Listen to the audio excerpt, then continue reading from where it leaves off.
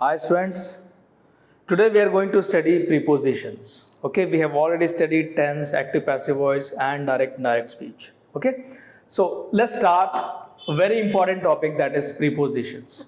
Okay, what do you mean by preposition? Why is it so important? Normally 4 to 5 questions are asked in every competitive examinations from preposition. Okay, here this word consists of two words, that is pre and position. Definition is not asked in the examination, but it is important to know about its terminology. ये दो word root से मिलके बना है pre and position. तो इस definition का मतलब ये हुआ, इस वर्ड का मतलब ये हुआ कि दो नाउन्स के बीच में या दो ऑब्जेक्ट्स के बीच में जो रिलेशनशिप है उसके बारे में. जैसे अगर कोई किताब किसी टेबल पे रखी हुई है तो हम ये कह सकते हैं the book is on the table. तो यहाँ पे ऑन क्या है? प्रीपोजिशन है. ठीक है ना. We are studying in the classroom, तो ये इन क्या है? प्रीपोजिशन है. ठीक है. कहने का मतलब ये हुआ कि इस वर्ड की हेल्प से हम किताब की पोजीशन का पता लगा सकते हैं टेबल के रेस्पेक्ट में, या इस वर्ड इन की हेल्प से हम ये स्पेशल आइडेंटिफिकेशन कर सकते हैं कि हम क्लासरूम के रेस्पेक्ट में कहाँ हैं. आ रही बात समझ में? तो ये प्रीपोजिशन का ये जो एस्पेक्ट है पोजीशन से रिलेशन, तो ये हमेशा सही नहीं है. यहाँ पे ये मिसनोमर है और ये एग्जैक्ट और कंप्लीट डेफिनेशन नहीं हुआ. क्योंकि अगर हम ये कहें कि the flight landed eight 7 AM, तो एट भी यहाँ पे प्रीपोजिशन है, लेकिन ये 7 AM से पहले हमने एट का यूज किया, तो ये प्रीपोजिशन ऑफ टाइम हो गया. So preposition is not always about position. आ रही बात समझ में? ये सिर्फ पोजीशन के बारे में नहीं है, ये टाइम के बारे में भी है और डायरेक्शन के बारे में भी है. सिर्फ पोजीशन की बात करना यहां पर सही नहीं होगी. ठीक है ना. तो अब तीन चीजें सामने आ गई, पोजीशन, टाइम एंड डायरेक्शन. अभी हम लोग प्रीपोजिशन बहुत सिंपल वाले पढ़ेंगे, उसके बाद से नेक्स्ट वीडियो में हम लोग ये पढ़ेंगे कैसे पेयर्स में यूज होते हैं प्रीपोजिशंस. किसी नाउन के साथ, किसी वर्ब के साथ, किसी एडजेक्टिव के साथ प्रीपोजिशन कैसे यूज होते हैं. For example according to. अभी अकॉर्डिंग के साथ हमेशा टू का यूज होगा. Accused of, he is accused of theft, तो एक्यूज के साथ हमेशा ऑफ का यूज होगा. ड्यू टू, ड्यू के साथ हमेशा टू का यूज होता है. ठीक है ना. ब्लाइंड ऑफ, ब्लाइंड टू, दोनों का अलग अलग मीनिंग है. आ रही बात समझ में? Jump eight. ठीक है ना. तो ये हम लोग पढ़ेंगे और एग्जाम में लगभग दोनों से सेम नंबर ऑफ क्वेश्चंस पूछे जाते हैं.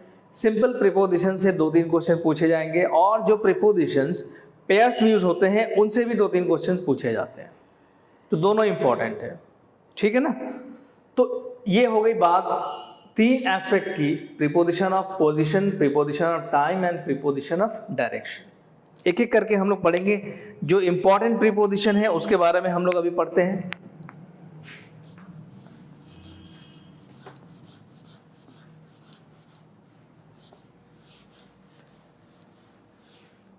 सबसे पहले शुरुआत करते हैं preposition of position.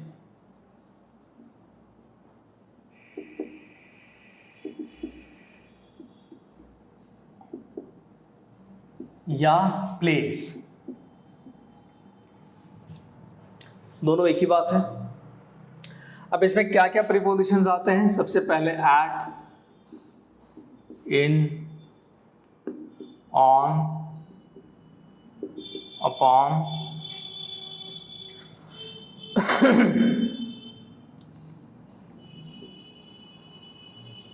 Between, among, amongst,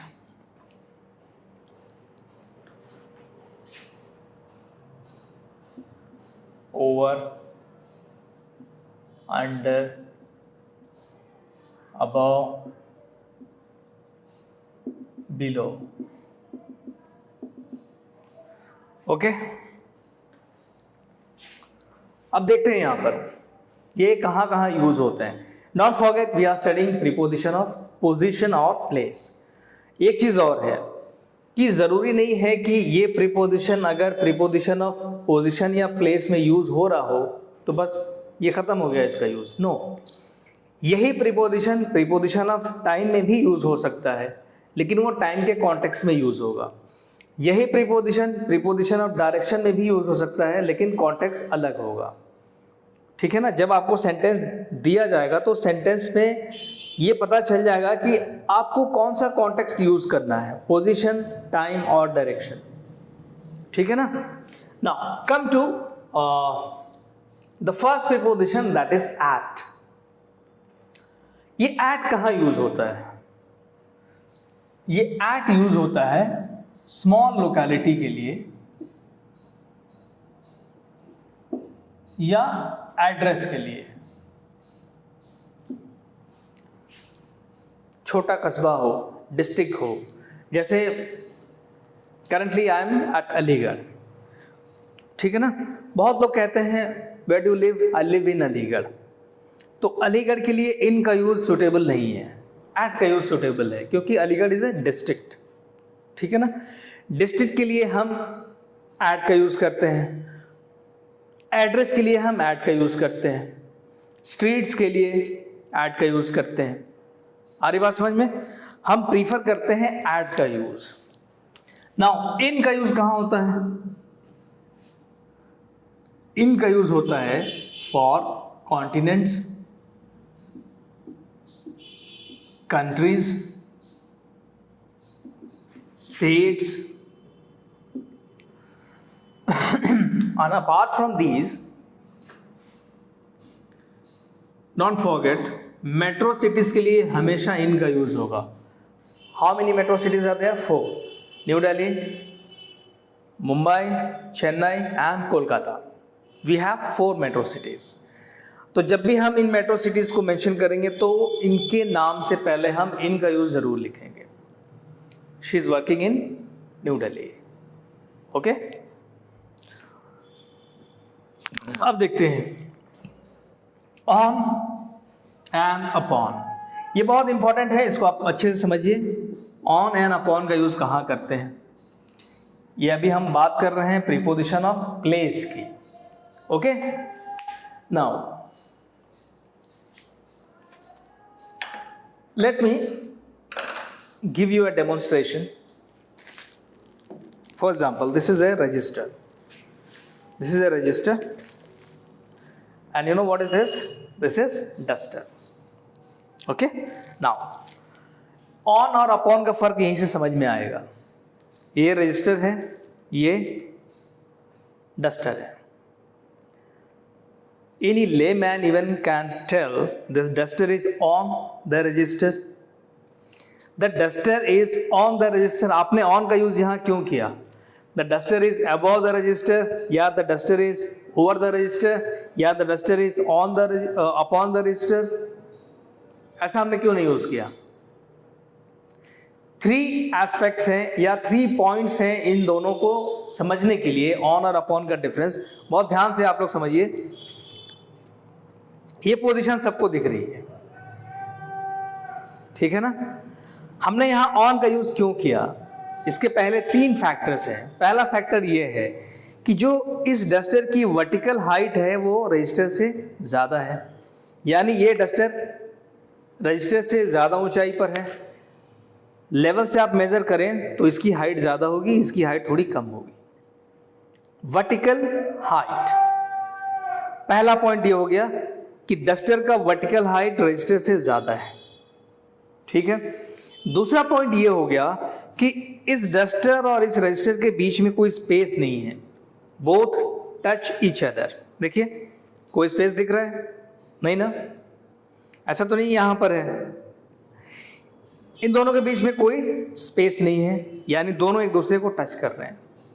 2 points हो गए. तीसरी पॉइंट ये है, थर्ड पॉइंट इज कि ये डस्टर रेस्ट पोजीशन पे है, यानी इसमें कोई मूवमेंट नहीं हो रहा है। अगर इन तीनों कंडीशंस को ये डस्टर फुलफिल कर रहा है तभी हम यहाँ पे ऑन का यूज करेंगे। आप किसी बुक को रख दीजिए टेबल पे, ये तीनों कंडीशन फुलफिल होंगी। बुक की जो वर्टिकल हाइट है टेबल से ज़्यादा हो जाएगी, बुक और टेबल के बीच में कोई स्पेस नहीं होगी, और बुक जब आप रखेंगे टेबल पे तो वो रेस्ट पोजीशन पे है, यानी उसमें कोई मूवमेंट नहीं हो रहा है। ओके, तो यही तीनों कंडीशंस यहाँ भी फुलफिल हो रहे हैं, इसलिए यहाँ पर हम ऑन का यूज करेंगे। अब बात आती है अपॉन की, तो अपॉन का यूज कहाँ करेंगे? इन तीनों पॉइंट्स में से शुरू के 2 पॉइंट्स तो सेम रहेंगे, इसकी स्पेशल हाइट इससे ज़्यादा है, ठीक। दूसरा पॉइंट ये है कि इन दोनों के बीच में कोई स्पेस नहीं है, यानी ये दोनों टच कर रहे हैं एक दूसरे को, ठीक। थर्ड पॉइंट का डिफरेंस यही होता है, और उसी थर्ड पॉइंट के डिफरेंस की वजह से ऑन और अपॉन का फर्क हो जाता है। वो ये है कि अगर इस डस्टर में मूवमेंट आ जाए तो यहाँ अपॉन का यूज होगा, ऑन का यूज नहीं होगा। अब बेस्ट एग्जांपल देखिए, ये तो समझ में आ गया। अगर आप किसी बॉल को, फुटबॉल को या टेनिस बॉल को ग्राउंड पे रोल करेंगे, ऐसे फेंक देंगे, तो बॉल में मूवमेंट हो जाएगा, ठीक है ना। तो यहां पे अगर हम देखें, इन पॉइंट्स की बात करें, तो बॉल थोड़ी ऊंचाई पर है ग्राउंड से, पहला पॉइंट हो गया। दूसरा पॉइंट ये हो गया कि ग्राउंड और बॉल दोनों एक दूसरे को टच कर रहे हैं, तो 2 कंडीशंस तो फुलफिल हो रहे हैं, लेकिन बॉल रेस्ट पे नहीं है, वो ग्राउंड पे टिका हुआ नहीं है। ग्राउंड पे अगर टिका हुआ है तो आप ऑन का यूज करेंगे, the ball is on the ground. तो इससे एक सेंस क्लियर हो जा रहा है कि बॉल में मूवमेंट नहीं है, ठीक है ना। आप फुटबॉल को यहां रख दें तो football is on the ground, लेकिन उसको किक करें ऐसे तो उससे मूवमेंट आ जाएगी। तो जब मूवमेंट आएगी उसमें, तो अब थर्ड पॉइंट वायलेट हो रहा है। अब उसमें मूवमेंट आने की वजह से अब हम क्या कहेंगे? Ball is rolling upon the ground, not on the ground, ठीक है। तो 2 पॉइंट्स दोनों में सेम हैं, थर्ड पॉइंट का जो डिफरेंस है वो सिर्फ लिखा जाता है यहां पे, on is use for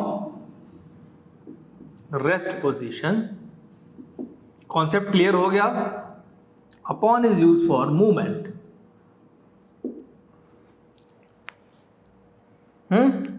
now come to next, between. Between is used for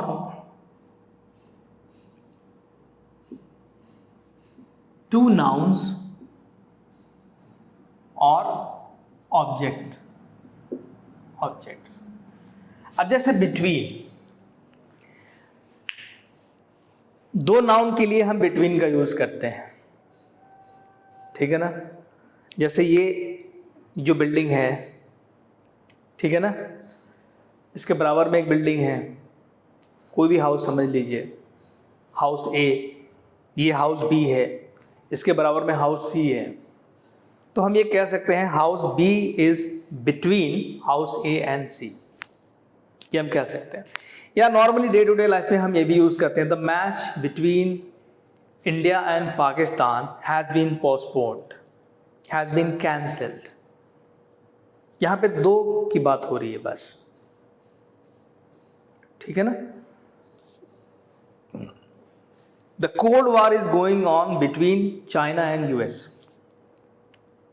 सिर्फ 2 नाउन या 2 ऑब्जेक्ट के बारे में बात हो रही है, तो उसके लिए हम बिटवीन का यूज करते हैं, ओके।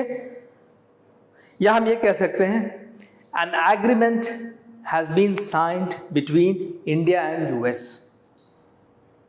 2 नाउन, 2 ऑब्जेक्ट अगर इन्वॉल्व हैं किसी भी चीज में, तो यहां बिटवीन का यूज होगा।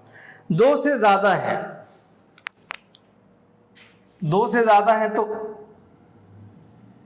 मोर, अमंग का यूज होगा, for more than 2, for more than 2, minimum 3 होना चाहिए।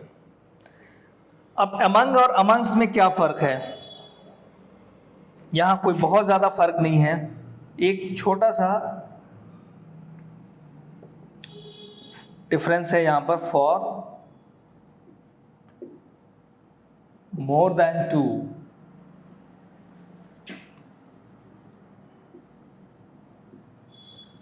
यहां ब्रैकेट में लिखे बिफोर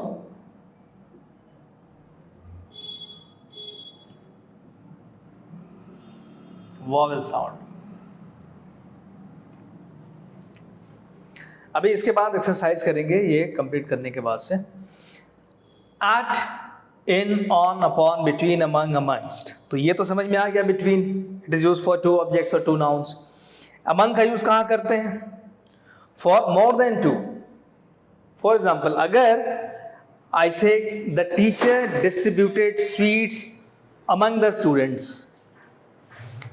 अब अमंग द स्टूडेंट्स, तो अमंग द स्टूडेंट्स का मतलब अब ये हुआ कि स्टूडेंट्स कम से कम 3 रहे होंगे, ठीक है ना, कम से कम 3 रहे होंगे। अब कुछ भी हो सकता है, नंबर 10 हो सकता है, 15, 20, 25 कुछ भी हो सकता है, लेकिन कम से कम तो 3 रहे होंगे, क्योंकि 2 के लिए तो हम अंग यूज करेंगे नहीं, 2 के लिए हम बिटवीन यूज करेंगे, ठीक है ना।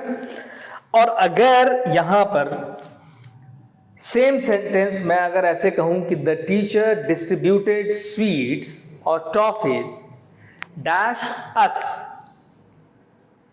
यूएस अस मतलब हम लोगों के बीच, तो जब अस यूज करेंगे आप तो वहां पे अमंग्स का यूज करेंगे, क्योंकि वॉवेल साउंड आ रहा है यहां पर। दोनों का सेंस सेम है, मोर देन 2 के लिए यूज होता है, लेकिन यहां पे एक एडिशनल क्लॉज ये है कि बिफोर वॉवेल साउंड, ठीक है। इसी एग्जांपल से ये कॉन्सेप्ट क्लियर हो गया। The teacher distributed toffees among students, the teacher distributed toffees among us, clear. तो ये है। इसके बाद चलते हैं ओवर, अंडर, अबव, बिलो। ये क्लियर हो गया, इसको आप लोग लिख लें।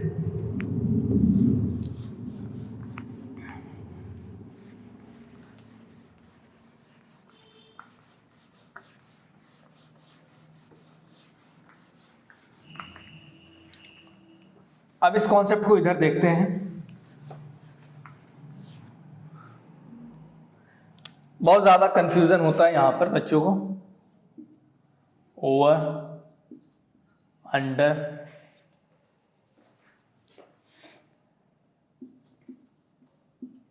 अबव,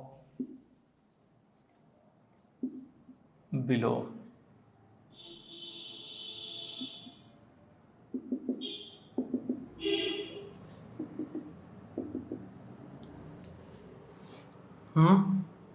लुक हियर, अब ये बड़ा इंटरेस्टिंग है।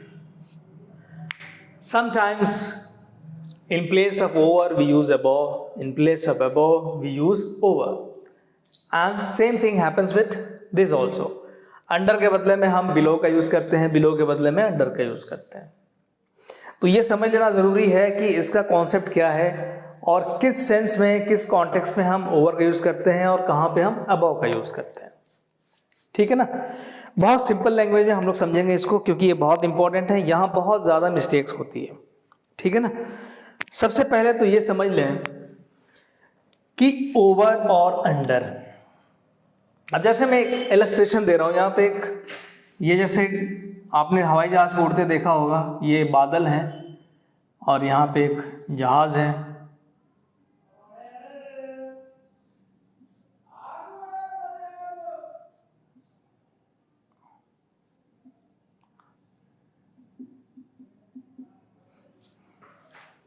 This is aeroplane flying in the sky. अब मैं क्या समझाने की कोशिश कर रहा हूं, प्लीज ट्राई टू अंडरस्टैंड। ये तो क्लाउड्स हो गए। कभी भी हवाई जहाज बादल से ऊपर उड़ते हैं, ठीक है ना, ट्रोपोस्फेयर में उड़ते हैं।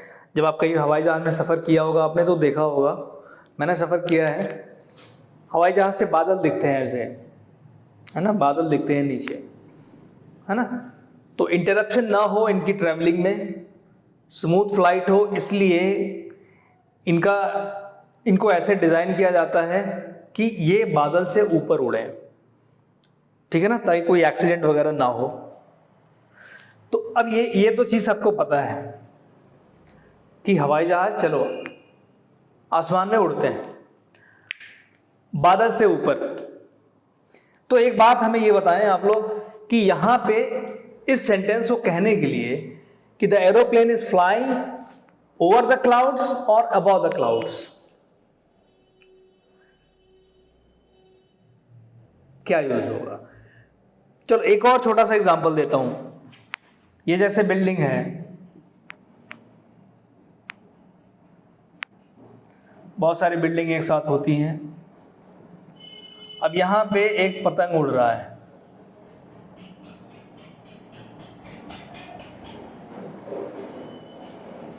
The kite is flying over the building, above the building. दो इलस्ट्रेशन है, ए एंड बी। समझ में आ रहा है ना मैं क्या कह रहा हूं? ये तो दिख रहा होगा ना, अगर समझ में नहीं आ रहा होगा तो दिख रहा होगा। क्या होगा फिर? The aeroplane is flying over the clouds, above the clouds. The kite is flying over the clouds, over the building और अबव द बिल्डिंग। ठीक है, अब इसको समझते हैं। कभी भी जब दो ऑब्जेक्ट्स के बीच में आप कंपैरिजन कर रहे हो और उनका वर्टिकल हाइट, वर्टिकल मतलब सीधा ऐसे, वर्टिकल, हॉरिजॉन्टल मतलब ऐसे, वर्टिकल, ये वर्टिकल हो गया, जैसे यहां से ये पूरा वर्टिकल हो गया, ये हॉरिजॉन्टल हो गया ऐसे। वर्टिकल हाइट यानी ऊंचाई। अब आप ध्यान से देखें, यहां पर एरोप्लेन की अगर आप वर्टिकल हाइट देखेंगे, ये विजिबल है, आप इसको देख सकते हैं और इसकी हाइट को कंपेयर कर सकते हैं। आपको ये दिख जाएगा कि हाँ बादल से ऊपर उड़ रहा है, एरोप्लेन बादल से ऊपर उड़ रहा है। हिंदी में तो कोई दिक्कत नहीं है, हिंदी में तो ऊपर ही होगा, उर्दू में ऊपर ही होगा, लेकिन इंग्लिश में अब यहां पे दो वर्ड्स आ गए, ओवर एंड अबव। ठीक है, तो यहां पर जब आप इसके हाइट को कंपेयर करेंगे तो एरोप्लेन की हाइट यहां पे आ रही है और क्लाउड्स की हाइट यहां पे आ रही है। चलो सबसे ऊपर वाले क्लाउड्स को ले लें तो ये यहां पर आ रही है। अब आपने कंपेयर कर लिया, अब आपको मेजरमेंट नहीं करना है, मीटर लेके मत चले जाना मेजर करने, है ना, ये किलोमीटर में होते हैं ऊपर। ठीक है, तो अब क्या हुआ कि ये चीजें विजिबल है, ये चीजें विजिबल हैं। जैसे यहां पे ये काइट है, ये तो बहुत कम हाइट पे होती है, 100 मीटर 200 मीटर। अब जैसे बिल्डिंग के ऊपर आप काइट उड़ा रहे हैं, कोई ऊंची बिल्डिंग है तो आप दिख रहा है कि ये काइट जो है बिल्डिंग से ऊपर उड़ रही है, तो आप क्या कहेंगे? The kite is flying over the building और अबव द बिल्डिंग। कभी भी जब आप इसको देखेंगे तो आप कंपेयर कर लेंगे कि इसकी जो हाइट होगी वो बिल्डिंग से ज़्यादा है। सेम केस यहाँ पर भी है। तो यहाँ पर कभी भी वर्टिकली कोई भी ऑब्जेक्ट किसी दूसरे ऑब्जेक्ट से अगर ज़्यादा ऊंचाई पर है, कंपैरेटिवली अगर ज़्यादा ऊंचाई पर है, तो यहाँ पर हम ओवर का यूज़ करेंगे और कम ऊंचाई के लिए अंडर का यूज़ करेंगे। ओवर का अपोजिट है अंडर। ठीक है, तो इसको हम डिफाइन कैसे करेंगे और इसका सेंस क्या हो जाएगा?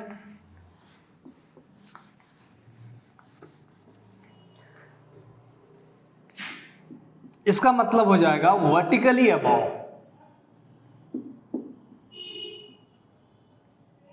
मतलब हाइट के रेस्पेक्ट में कोई चीज ऊंचाई पर ऊपर हो, तो ये वर्टिकली अबव हो गया, और ये हो गया vertically below.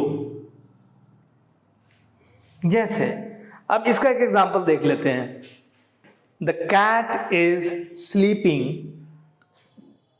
Below the chair और under the chair? Of course under the chair, क्योंकि वो दिख रहा है।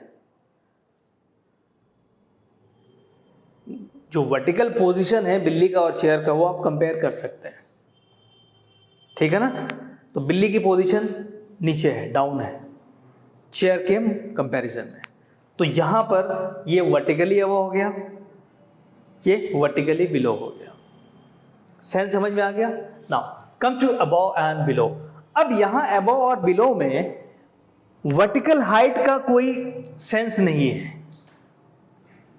जहां पे वर्टिकल हाइट का सेंस है वो ये दोनों वर्ड्स, जहां पे आपको दिख रही है चीजें कि एक ऊंचाई पर है एक नीचे है,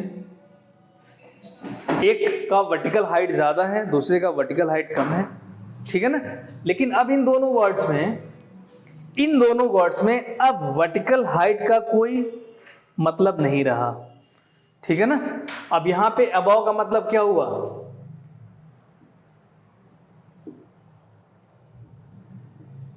higher than in respect of status,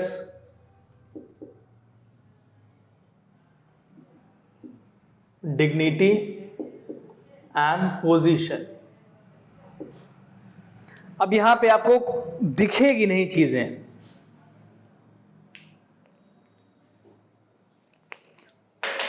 आप कंपेयर नहीं कर सकते यहां पर, you can't compare the vertical Heights of two objects. कोई आदमी डिग्निटी में, स्टेटस में, पोस्ट में, पोजीशन में किसी से बड़ा हो तो उस कॉन्टेक्स्ट में अबव का यूज होगा, और इसका अगर अपोजिट है तो बिलो होगा। यहां पे हम लिख सकते हैं lower then in respect of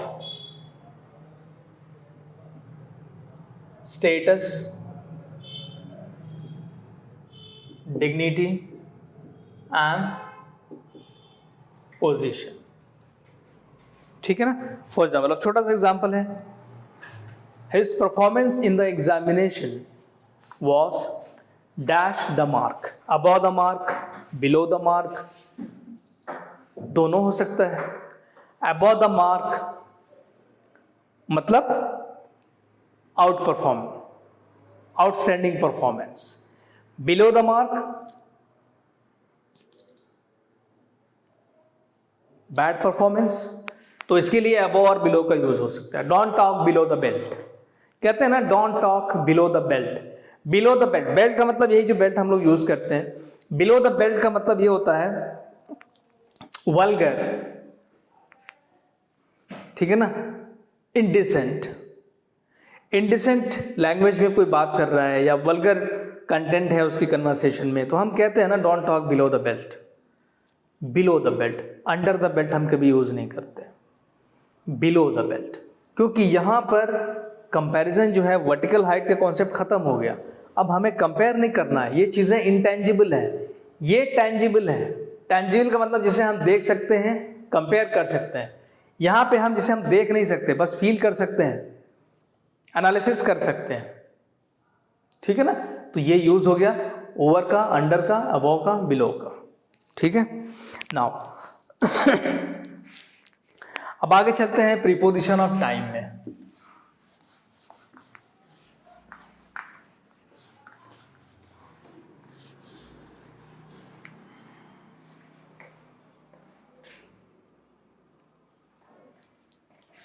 preposition of time,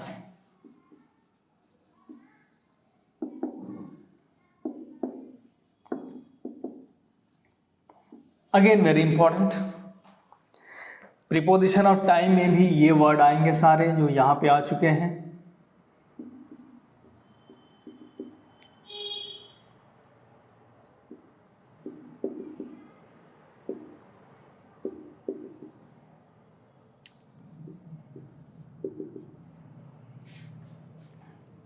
ये कुछ इंपॉर्टेंट वर्ड्स हैं, ऐसा नहीं है कि सारे प्रीपोजिशन यही है जो मैं पढ़ा रहा हूं। लिस्ट इज टू लार्ज, बहुत सारे वर्ड्स हैं। हम उस इंपॉर्टेंट वर्ड्स को डिस्कस कर रहे हैं जिनके बारे में एग्जाम में पूछा जाता है, जिससे क्वेश्चंस आते हैं।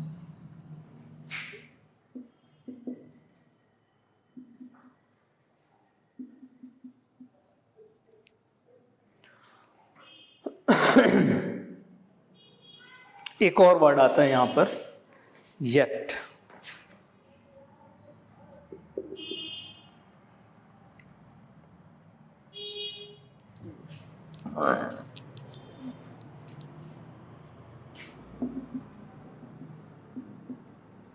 लुक है, अब आपको शायद याद हो, इससे थोड़ी देर पहले हमने अभी जस्ट पढ़ा था, यही तीनों वर्ड्स थे, वहां भी यूज हो रहे थे प्रीपोजिशन ऑफ प्लेस में। लेकिन फिर ये वर्ड्स आ गए प्रीपोजिशन ऑफ टाइम में, यानी कहने का मतलब ये है कि एक प्रीपोजिशन डिफरेंट कॉन्टेक्स्ट में यूज हो सकता है। वो सेंटेंस देख के पता चलेगा कि यहाँ पे ये प्रीपोजिशन ऑफ टाइम है या प्लेस है या डायरेक्शन है, ठीक है ना। अब हम बात कर रहे हैं किसकी, प्रीपोजिशन ऑफ टाइम की। तो अब टाइम के कॉन्टेक्स्ट में इनका यूज पढ़ना है। पहला वर्ड लेते हैं एट। एट का यूज कहां करते हैं,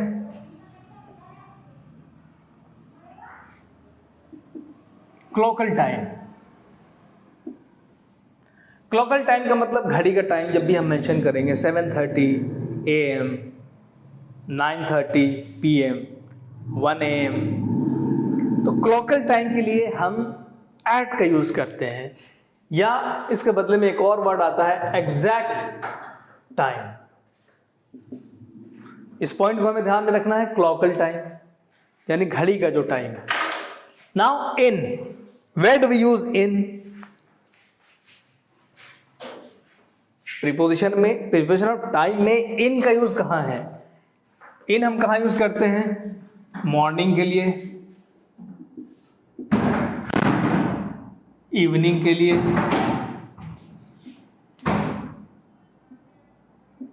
मंथ्स नेम और years name.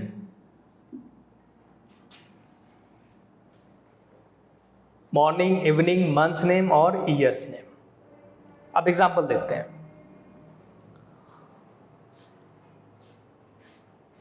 I go for jogging in morning, in morning, ठीक है ना। I will come to see you in evening, ठीक है। मंथ्स का नाम, किसी भी महीने का नाम, मंथ्स टोटल 12 महीने होते हैं, किसी महीने का अगर आप नाम लेते हैं तो इन का यूज करेंगे। आई came to Aligarh in November, या I came to Aligarh in 2004। Months name, years name दोनों हो गए, क्लियर। तो ये इन का यूज है। अब आते हैं ऑन पे, वेरी इंटरेस्टिंग। ऑन का यूज कहां करते हैं हम, डेज या डेट्स के लिए, डेज और डेट्स। अब डेज और डेट्स का मतलब क्या हुआ, सबसे पहले बात करते हैं डेज की। कितने डेज होते हैं, there are 7 days in a week. यही 7 दिन होते हैं, रोटेट होते रहते हैं यही, ठीक है ना। और डेट्स, जब से दुनिया वजूद में आई है तब से आज तक रोज ही डेट बदल रहा है, कोई भी डेट सिमिलर नहीं होता है ना, डेट्स बदलता है रोज, ठीक है ना। अगर आप डे को मेंशन कर रहे हैं या डेट्स को मेंशन कर रहे हैं तो वहां पे ऑन का यूज होगा। अब एग्जांपल, डेज,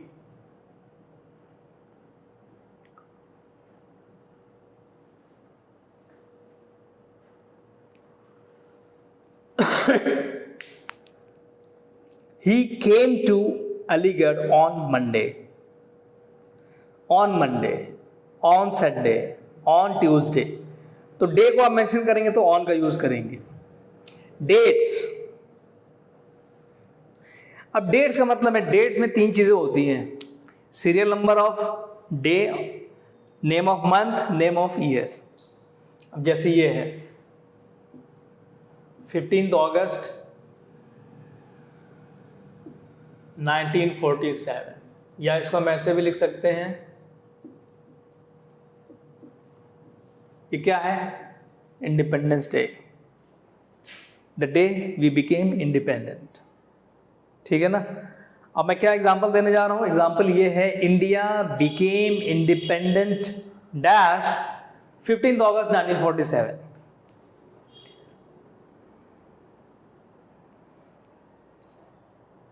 क्या होना चाहिए यहां पे, अगर मैं ये लिख दूं, मैं लिखा नहीं हूं अभी, ऐसे ही एज्यूम करें, just India became independent dash 15 अगस्त 1947। तो यहां पे क्या लिखा जाएगा, ये क्या है, एक डेट है, तो डेट के लिए हम क्या लिखते हैं, ऑन लिखते हैं, तो यहाँ पे ऑन का यूज होगा। India became independent on 15 August 1947। Clear. लेकिन अगर यहाँ पे सिर्फ ईयर है, याद रखिए डेट में ईयर भी मेंशन होगा लेकिन ईयर में डेट मेंशन नहीं होगा, क्योंकि ईयर में 365 366 डेज होते हैं। डेट को जब भी आप मेंशन करेंगे, serial number of the day, name of month and year. जैसे आज डेट क्या है, टुडे इज 1 सितंबर 2020, 1 सितंबर 2020। 3 चीजें आ गई। महीने का पहला दिन है, serial number 1, name of month and name of year. Okay. लेकिन अगर यही बात मैं ऐसे पूछूं, इंडिया बिकेम इंडिपेंडेंट डैश 1947, तो क्या होगा?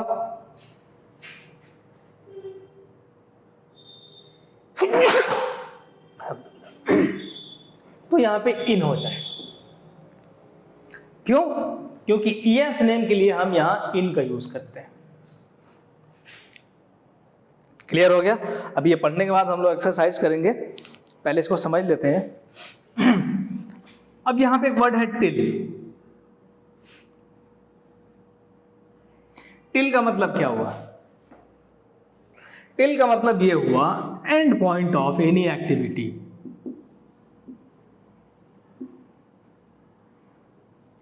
And point of any activity, ठीक है ना? अब जैसे अगर मैं ये कहूं, I had been playing in the ground till 8 PM yesterday, ठीक है ना? टिल का मतलब ये हुआ कि उस टाइम तक जो टाइम आप मेंशन कर रहे हैं। अब जैसे अगर आप लोग, जैसे घर में आप लोग मूवीज देखते हैं, वेब सीरीज देखते हैं, घर के और भी मेंबर्स होते होंगे उनके साथ। अब जैसे किचन में माँ होती है ना, खाने का टाइम हो गया तो माँ को फिक्र होती है खाने की। तो अगर माँ आके पूछती है कि कब तक टीवी देखते रहोगे, ठीक है ना, कब तक टीवी देखते रहोगे, खाने का टाइम हो गया, लंच का टाइम हो गया, डिनर का टाइम हो गया। One of you replies, we will watch television till 9 PM। हम लोग 9 बजे तक टीवी देखेंगे, ठीक है ना? तो यहां सेंस क्या आ रहा है? And point. लेकिन अभी हम लोगों ने जस्ट पढ़ा कि क्लॉकल टाइम के लिए एट यूज किया जाता है। जब आप 9 PM मेंशन करेंगे तो ये क्लॉकल टाइम हो गया, तो क्लॉकल टाइम के लिए तो यहां पे एट होना चाहिए। वी विल, अब देखिए दोनों सेंटेंस को ध्यान से देखिए। We will watch television till 9 PM और we will watch television at 9 PM। कुछ वियर्ड लग रहा है सेंटेंस एट यूज करके, तो एट का सेंस अलग है। अब एग्जाम्पल से सब चीजें क्लियर होंगी। अभी तो हम लोग थियरी पढ़ रहे हैं, एक्सप्लेनेशन देख रहे हैं। कहीं कहीं ऐसा होगा कि क्लॉकल टाइम तो है लेकिन वहां पे ये सेंस आ रहा है एंड पॉइंट का, तो सेंस को देखना है। Sense is more important, and point of any activity, ठीक है ना? तो यहां पे टिल का यूज होगा। अब स्टिल का यूज, स्टिल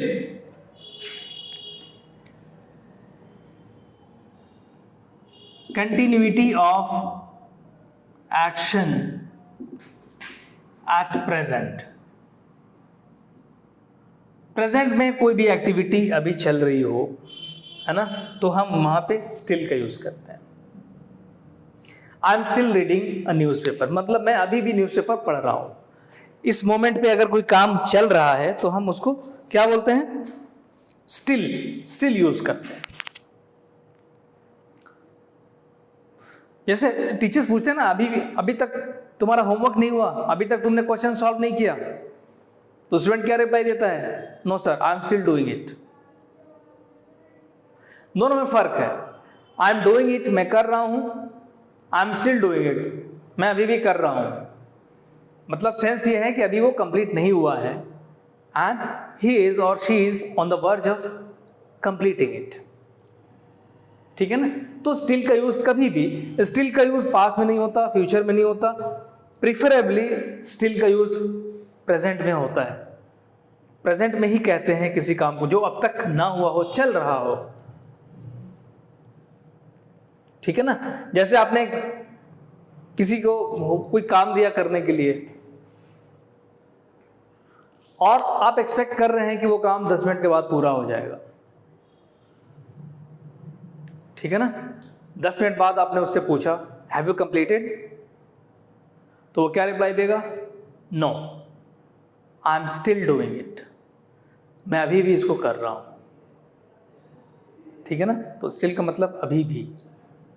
ठीक है? Now come to by. अब यहां पर एक फर्क है।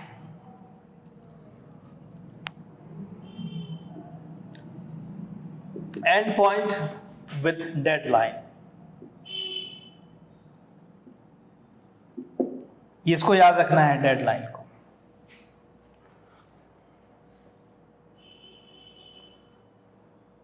ठीक है ना? डेडलाइन का मतलब ये हुआ कि उस लिमिट को क्रॉस नहीं करना है, जो एंड पॉइंट दिया हुआ है उसको क्रॉस नहीं करना है। अब इसका सेंस समझ लीजिए बहुत अच्छे से। बाय का यूज हम कहाँ करते हैं? एक बाय का तो यूज हमने पैसिव वॉइस में किया है, Ram Yeats mango, mango is eaten by Ram. तो वो बाय ये नहीं है, ये बाय यहाँ पे प्रीपोजिशन, ऐसे प्रीपोजिशन यूज हुआ है। तो इसका मतलब समझ लेते हैं पहले, बाय का यूज कहाँ करते हैं।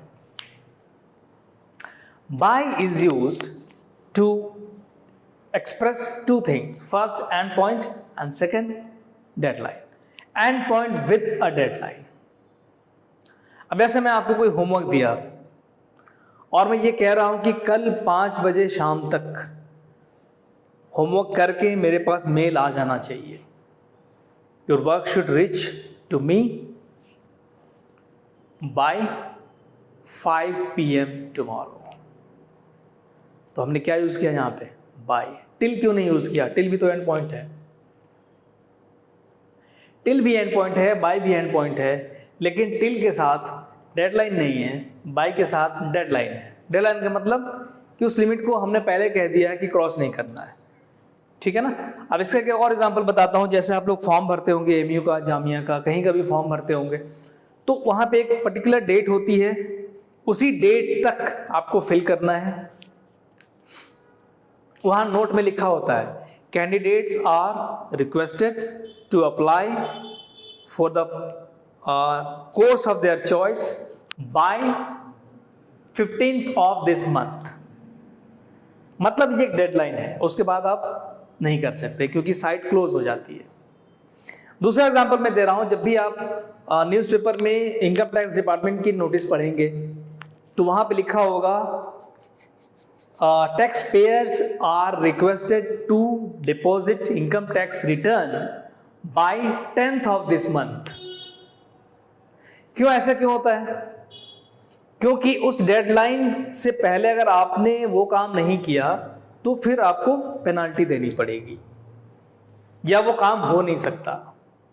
अब जैसे आप फॉर्म भरने की आज लास्ट डेट है ना? आज आपने फॉर्म नहीं भरा तो फिर आप क्लेम नहीं कर सकते हैं, केस नहीं कर सकते।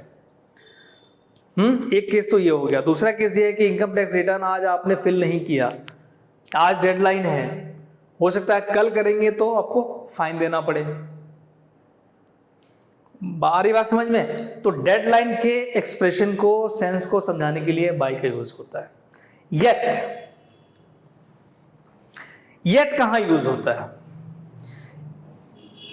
इसको दो हिस्सों में समझिए। पहला तो यह है कि it is use for negative sense, और दूसरा इट कम्स एट लास्ट, मतलब सेंटेंस के आखिर में यूज होता है येट। अब इसका एग्जांपल देखते हैं। We haven't finished preposition yet, हमने अभी तक प्रीपोजिशन फिनिश नहीं किया है। सेंस नेगेटिव है और ये वर्ड लास्ट में यूज हो रहा है, ठीक है। फॉर एग्जाम्पल, मैंने किसी स्टूडेंट को भी काम दिया करने के लिए, ठीक है, जैसे उसको मैंने दिया कि कुछ ये लेटर दिया मैंने, पोस्ट कर दो पोस्ट ऑफिस जा करके, ठीक है। अब यहां से पोस्ट ऑफिस 10 मिनट्स लगते हैं जाने में, तो अगर मैं उसको भेज रहा हूं 10 मिनट बाद मैं उसको फोन कर रहा हूं, have you posted the letters, तो अगर वो पोस्ट कर चुका है तो ये जवाब देगा yes sir I have posted it, ठीक है ना। लेकिन अगर नहीं किया है तो क्या रिप्लाई देगा, sir I have not posted the letters yet, I am stuck in the traffic, ठीक है ना। अभी तक मैंने लेटर पोस्ट नहीं किया है, येट अभी तक, ठीक है ना। स्टिल अभी भी, येट अभी तक नहीं हुआ जो काम, उसके लिए हम येट का यूज करते हैं। ये नेगेटिव सेंस में यूज होता है और सेंटेंस के लास्ट में यूज होता है, ठीक है ना। Since, as we have studied in tense, since is use for point of time,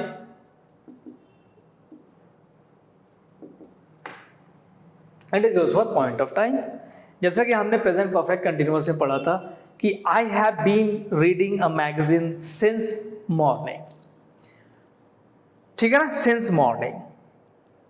या I have been living at Aligarh since 2004, 2003, तो सिंस क्या हो गया, पॉइंट ऑफ टाइम है। Since morning, since evening, since name of any day, since Monday. जैसे she has been suffering from fever since Monday, एक point of time हो गया, मतलब उस टाइम से अभी तक। सिंस 7 AM, ठीक है ना। सिंस, जैसे India has been suffering from poverty and illiteracy since independence. कोई मेजर इंसिडेंट है, हिस्टोरिकल इवेंट है, तो आप उसको सिंस यूज करके लिख सकते हैं। तो सिंस क्या है, पॉइंट ऑफ टाइम, इसको हमने टेंस में पढ़ा है बहुत अच्छे से। फॉर क्या है, ड्यूरेशन ऑफ टाइम।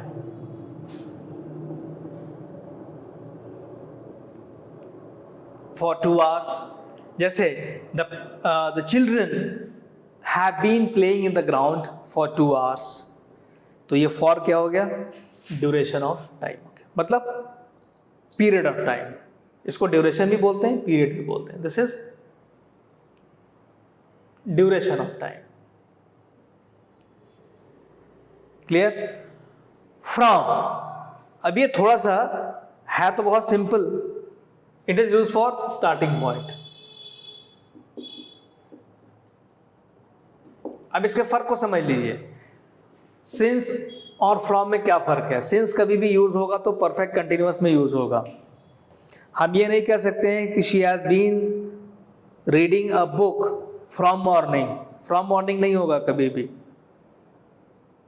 ठीक है, फ्रॉम मॉर्निंग नहीं होगा।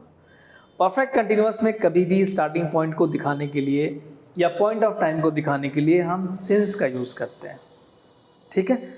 तो फ्रॉम का यूज कहाँ करते हैं, ठीक है ना।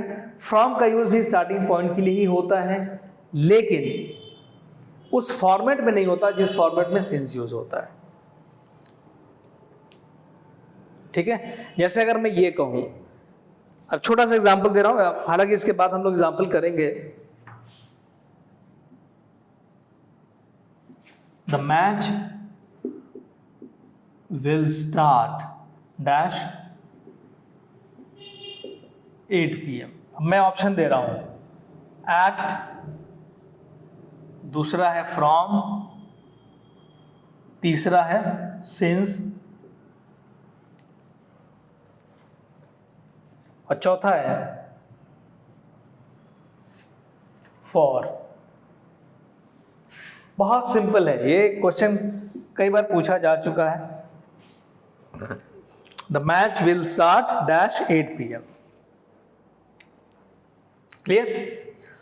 इसको हम लोग डिस्कस करेंगे नेक्स्ट क्लास में. And for the time being we have completed,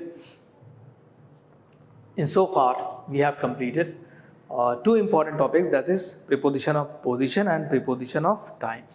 Okay, hope you would have got it. बहुत अच्छे से एक्सप्लेन किया मैंने, आपको समझ में आया होगा. और इसके बाद हम लोग अगले वीडियोस में देखेंगे प्रीपोजिशन ऑफ डायरेक्शन, और फिर वो कंप्लीट करने के बाद हम लोग क्वेश्चंस करेंगे. Okay, thank you so much.